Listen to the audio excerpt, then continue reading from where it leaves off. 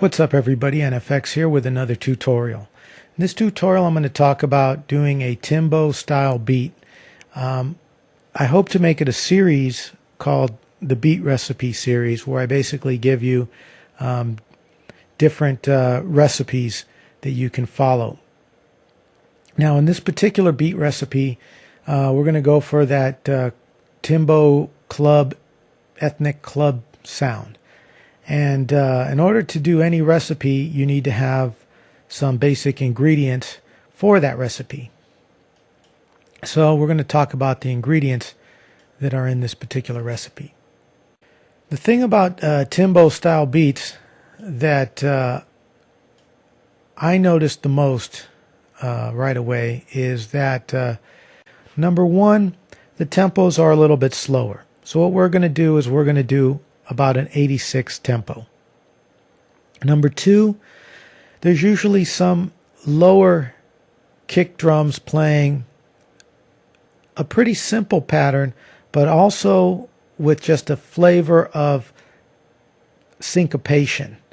I think that's the right term for it, but basically what I mean by that is the kicks are going to hit where you'd expect them to, like on the downbeat, but we're going to have the kick hit in a place where it's not on an even beat. It's kind of in between where a beat or half a beat would be. And I'll explain that when we get to it. Why don't we take a listen to the kicks first. This is the first kick I have. It's called kick 3 on the screen. And let me turn this up just a touch.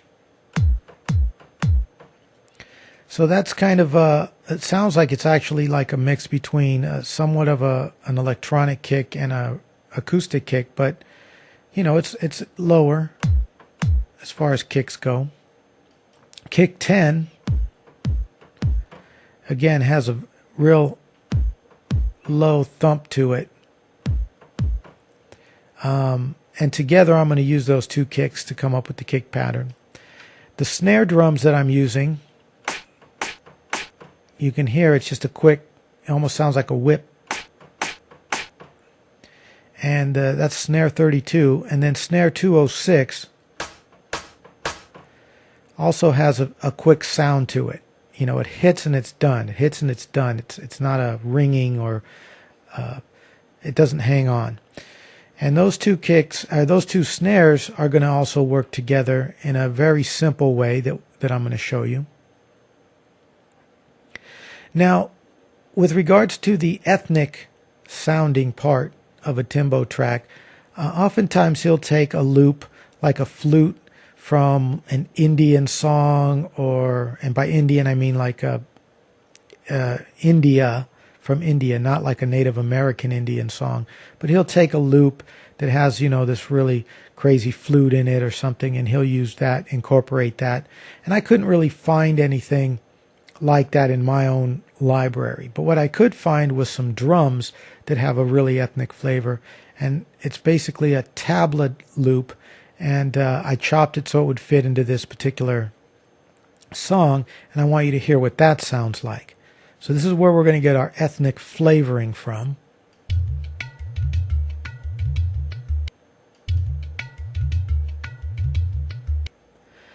And then moving forward, when you think about a Timbo style track, there's a lot of different little clicks and clacks and snaps and whatever. There's a lot of other sounds just kind of going.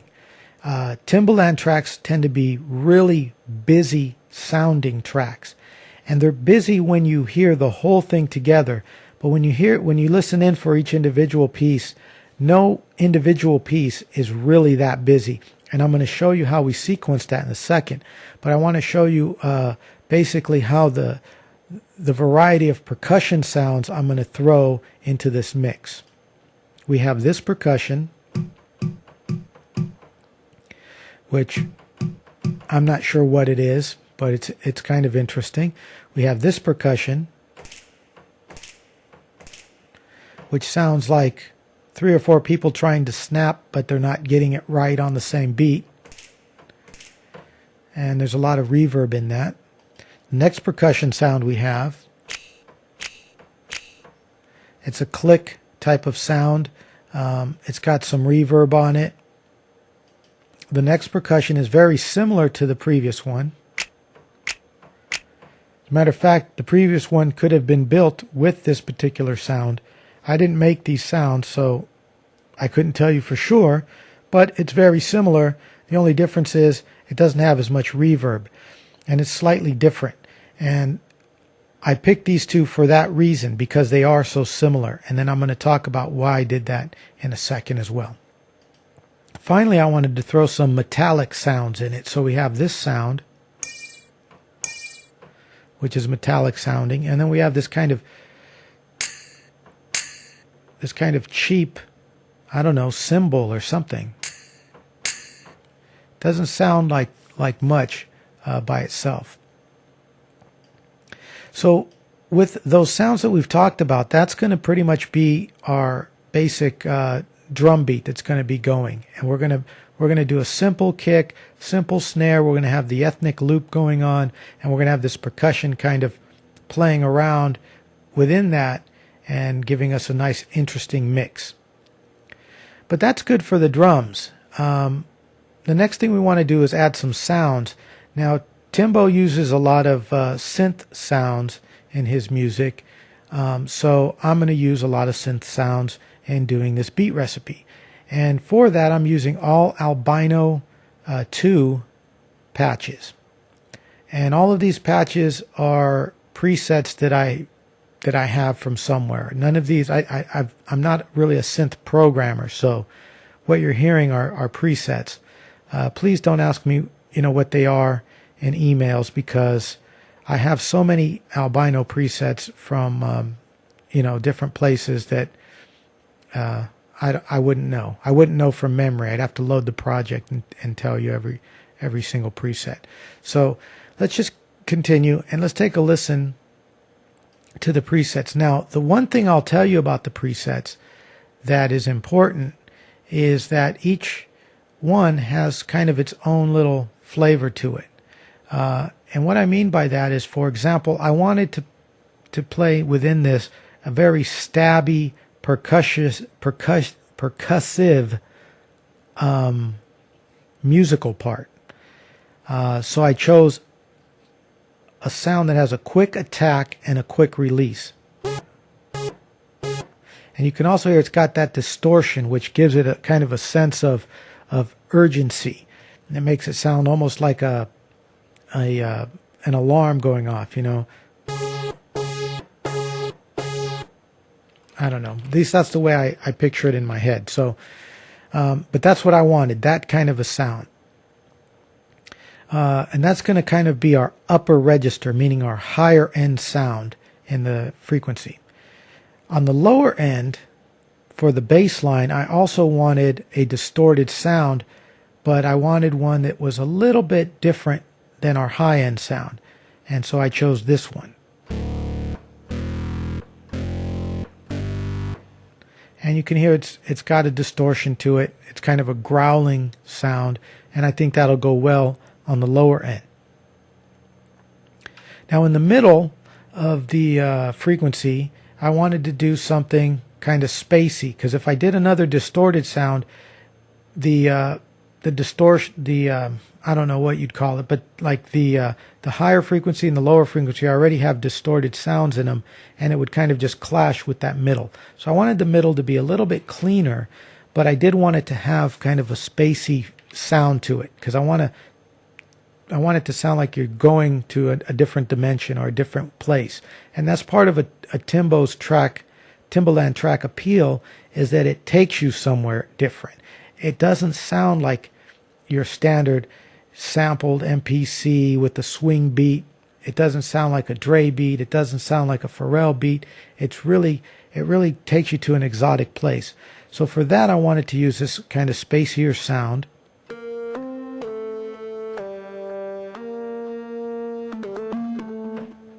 So something like that. And then finally, I wanted to use a sound that would be familiar but sit behind the mix somewhat and still be interesting. And for that particular sound, I'm using, again, an albino, but I'm using an arpeggiated albino. And if I hold down the key, you're going to hear it's going to play a certain pattern. And I'm going to use that to my advantage. So you can hear that pattern that it plays. Now I could play that myself. It's just one note that's playing. You know, it's going dun dun dun dun dun dun dun dun dun dun dun dun. But because the arpeggiator allows me to program that pattern, in this case, as I said, it's a preset. I didn't do it, but because it already is programmed to play that, all I need to do is hold down a key. And it plays the sound for me. So I'm gonna take advantage of that. Okay, so now that we have all the ingredients that we're going to use, let's actually put everything together in a kind of a meaningful way. And the place that I started when I created this is I basically started with the kicks and the snares. Now the kicks and the snares, let me bring up the kicks first. If we focus primarily on kick 3, which is the top kick in the view that you're looking at, you can see that it's pretty basic. It's got 3 hits, then a lot of space to the end of the bar. You're looking at a 2-bar pattern here. So the first bar, it's just these 3 hits, then nothing. And then in the second bar, it's the 3 hits and then nothing, which is pretty sparse. There's not any secret going on there. You can see there's nothing special other than this beat right here where the mouse is pointing to. And it's not really that special, but I want you to hear what it's going to sound like. Let me just put a snare in the mix to kind of help you to hear it better.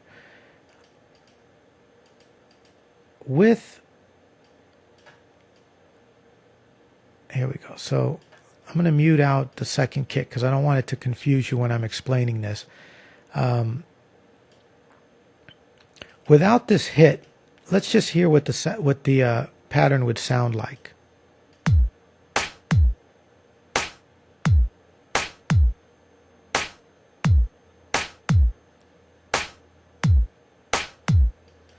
You know, there's not a lot there. You can hear that it's slow and it's kind of just moving along. It's nothing really exciting happening. But when we put the kick here on this beat,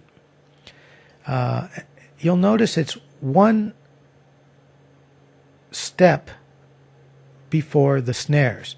So it's going to hit pretty quickly and then lead into the snares. And that's going to give us kind of a bounce to it. So let's hear the beat again with that bounce note in there.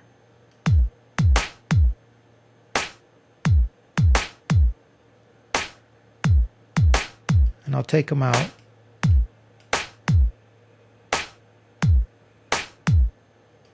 I'll add them back, coming up.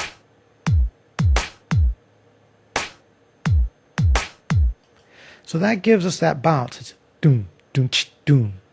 You know, it spices that up a little bit. Now what I've done is I've mirrored that kick with another kick. But in addition to that, I played an extra note for the kick right here.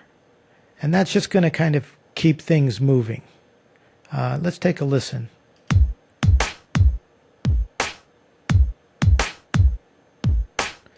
This hit here and here, it's basically the identical hit. It's just one's in the first bar and one's in the second bar. But you can hear that it keeps things moving, but it's not very dominant because the sound is not dominant and it's not a doubled or stacked kick sound. So it's what I'll call a subdominant kick. I'm going to get rid of the snares because I actually put the snares in a different pattern. So now you can hear that we have our kick pattern to work from. And now I'm going to show you the snare pattern. Now with the snare pattern, it's very basic. It's on the 2 and on the 4 and on the 2 And if you look at the top one, it's on the 4, but the bottom one, I've just added a few little accents around the 4. And that's just to make it a little bit different and a little bit interesting. I could take those out and it would be okay, but with those in there, I think it adds a little bit of flavor that that a listener can appreciate, maybe without even hearing it so much consciously, but it'll just be like something that exists there for the ear to enjoy. And if I play the snare pattern along with the kick, we'll get a listen to what it sounds like.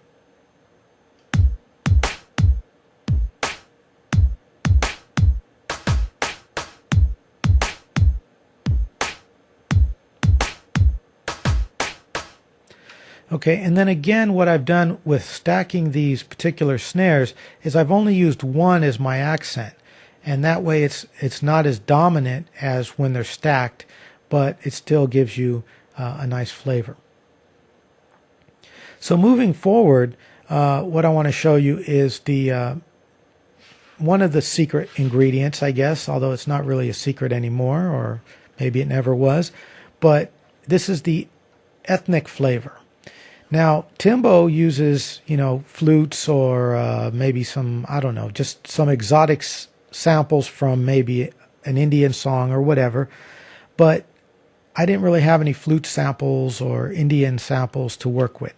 But what I did have was some drum samples that I had from a CD that came with a magazine. And one of those drums was a tabla drum loop. And it's pretty exotic, so I'm going to play the loop for you so you can hear what it sounds like. Now, I've already cut the loop so that it plays in exactly one bar, and then the pattern you're looking at is telling it to play at the beginning of the first bar and at the beginning of the second bar, and it's pretty much perfectly looped to play seamless throughout the two. But I'm going to go ahead and play the pattern and let you hear it.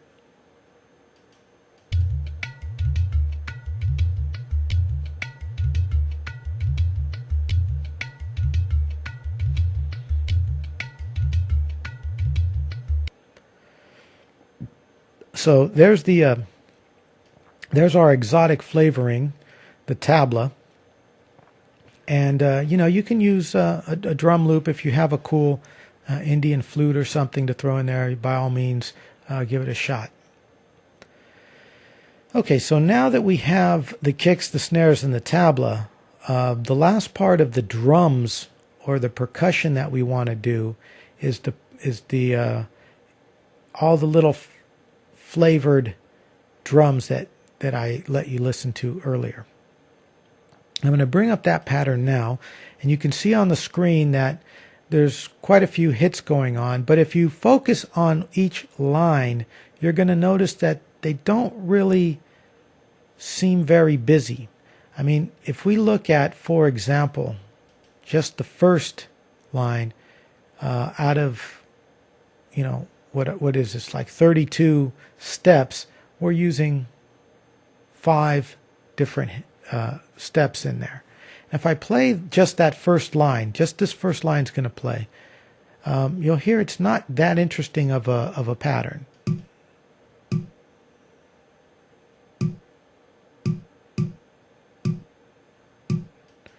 And I really can't even feel the groove. I would have to play like the metronome with it to even understand the tempo to something like that.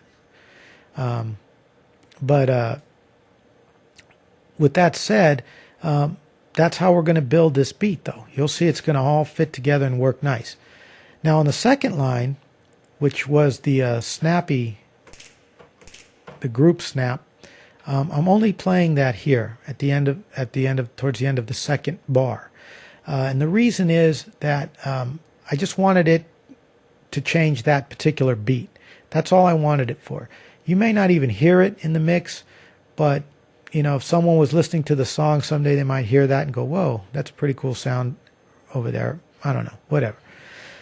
The next 2 sounds were actually picked because they're very similar. The first sound and the next one.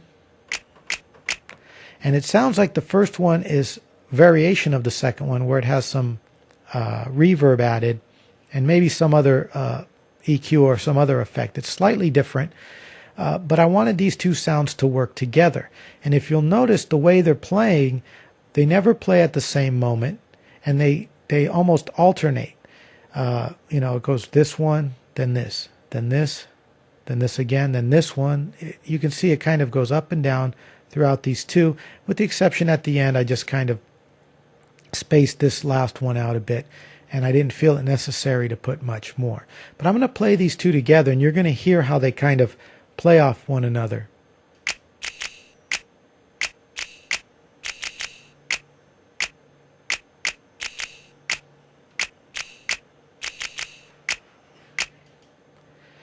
Okay, and I was very careful to try to avoid playing anything or playing a lot of the notes on beat. And what I mean by that is the first note within each color pattern that you're seeing would be on a beat. Now I did the first one on a beat right here, but if you notice in this line I didn't do any more on beat.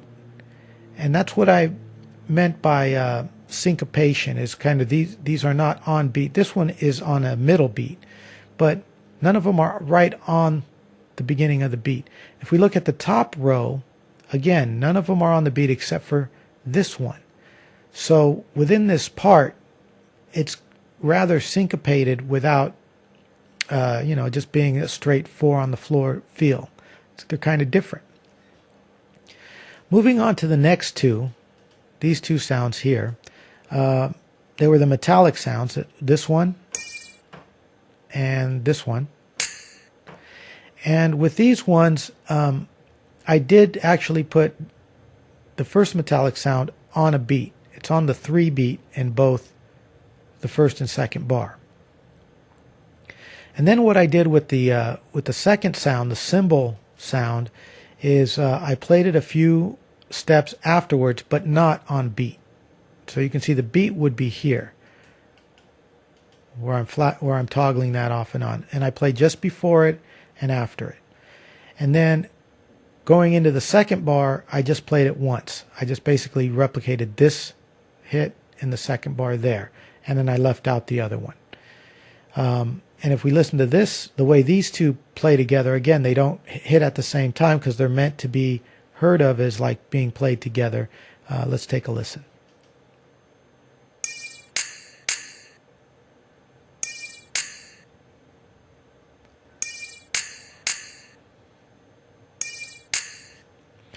Another thing you'll notice if you compare these middle two and these last two is that they also do not hit at the same time, except for right here. That's the only spot that they share some time playing together. So that's going to make this percussion pattern even more interesting, because it's going to feel like it's full and busy, but like I showed you, each individual sound is not really that busy, but they're going to work together. So I'm going to play all of these sounds that you see on the screen together.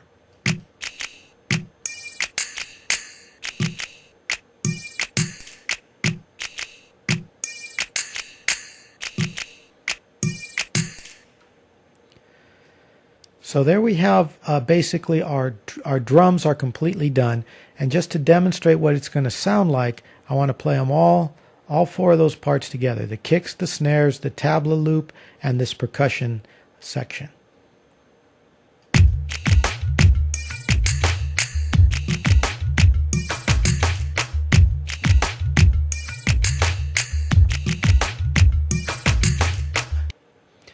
And I want to note, when I created this particular percussion section, I was looping the kicks, snares, and tablas together, and I was just placing these notes where I thought they would sound good. It's not like I knew in my brain right away where these notes were going to go. I just moved them around and listened and played with it for about 5 or 10 minutes to come up with something that was pleasing to my ear. But let's continue, and the next thing we want to do is we want to add some kind of a bass sound to the mix. And in order to do that, we need to use the sound I've designated for the bass, which is going to be this sound here. And you see another part on the screen which I'm going to talk about in a second, but let's focus in on this one. And you can see that these hits, if I bring up the piano roll, mirror the kick pattern. It's just 3 hits and then nothing until the next bar. 3 hits and then nothing until the next bar. And that's all this does, and it repeats 4 times. Above that, I have sequenced the stabby sounding synth, which sounds something like this.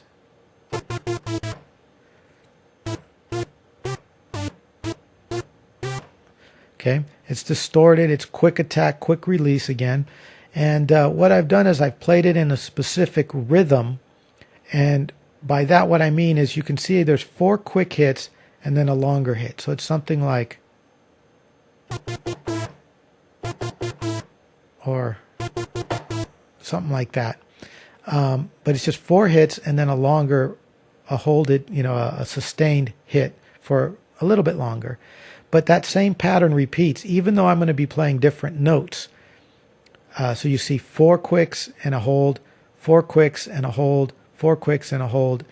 And then at the end, I've just done them all quick, but in a different note pattern to, again, make an interesting variation so that you don't get bored with the loop that gets created. Now, in addition to this, I tried to make these 2 sounds play together in a similar fashion as the way the percussion was playing together. If you remember with the percussion, when I grouped the sounds together, I would have one play, but they never played at the same time. And if you look, you'll notice, well, when these 3 bass notes are playing, nothing is playing up here.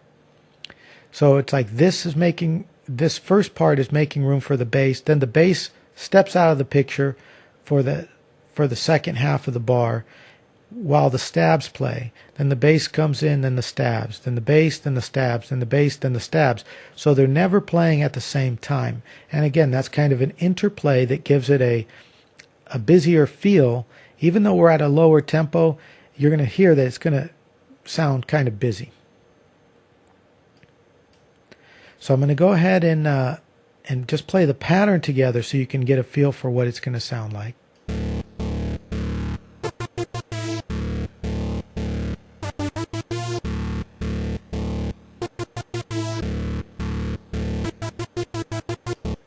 You can hear how that variation at the end really does a lot to help it when it repeats. It sounds like it's starting fresh again. Okay, moving forward, we're going to go to the spacey sound that I wanted for the middle. And again, that sound is like this.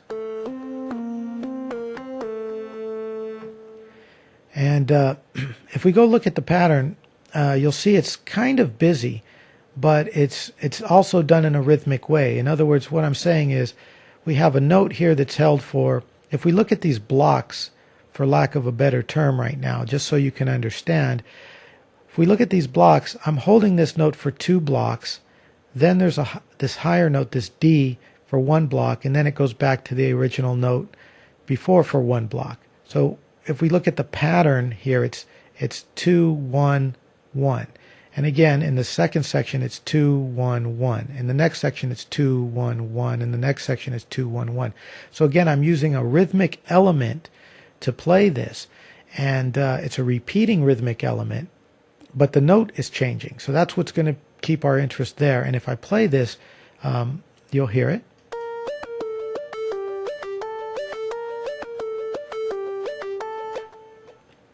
Okay, and I think that sounds pretty interesting. But in addition, what I wanted to do was make a variation of this. So if you focus here on this last section, and I go to the next pattern, you'll see that it changes a little bit. If I go into the piano roll, you'll see we have what I described earlier, the 2, 1, 1, 2, 1, 1, 2, 1, 1, and then here it does this long sustain, but then it's got these little notes hitting in here, which give it what I'll call a trill type of a sound. And when I play this, you'll hear how it sounds.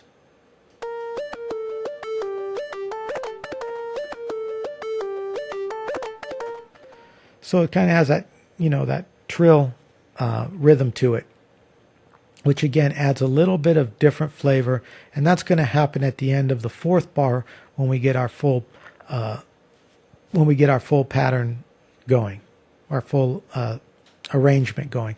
I'm not going to arrange a full song, mind you. I'm just going to do like a 4-bar pattern, but it'll be enough that you'll know that it's a Timbo style beat.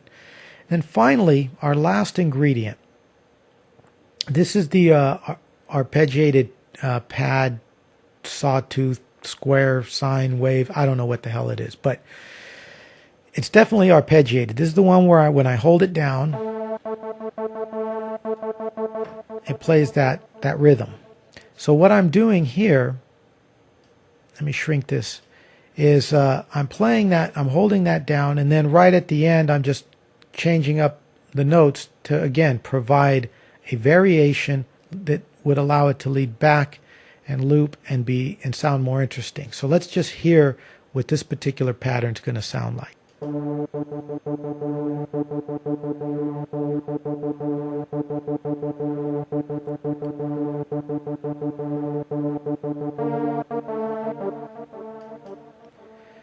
Okay, so that's it. And again, that's arpeggiated for me, so I don't even have to do much work with that. But now we have all of our parts together. And when I put them all together, I'm going to show you the arrangement here. There's the arrangement. So we have our kicks, we have our snares, we have our tabla and our percussion. That's the drums. The bass is actually in the stab pattern. I wanted to put it in the stab pattern so you'd see the interplay between them. Then we have our spacey melody and our spacey melody variation that's playing right here. And then we have our what I'm calling the pad arp, which was the last sound we heard that just plays through the whole thing. And that's all there is to it. Now, when we play this, you're going to hear it does definitely have a Timbo feel to it. It's got a little exotic feel to it. It's got some, really low bass to get you moving. And it's also got, it sounds busy, even though it's at a slower tempo. It's at an 86 tempo. So I'm talking too much. I know some of you are saying get to it already. So let's hit play on the song and we'll take a listen.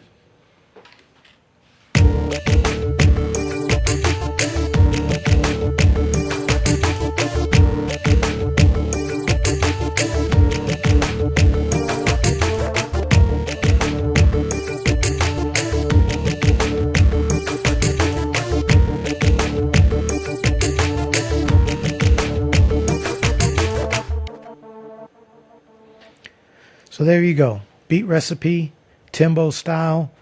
Take it, run with it, learn from it. Tell your friends. Come visit the website, www.warbeats.com. And I will catch you guys in the next tutorial.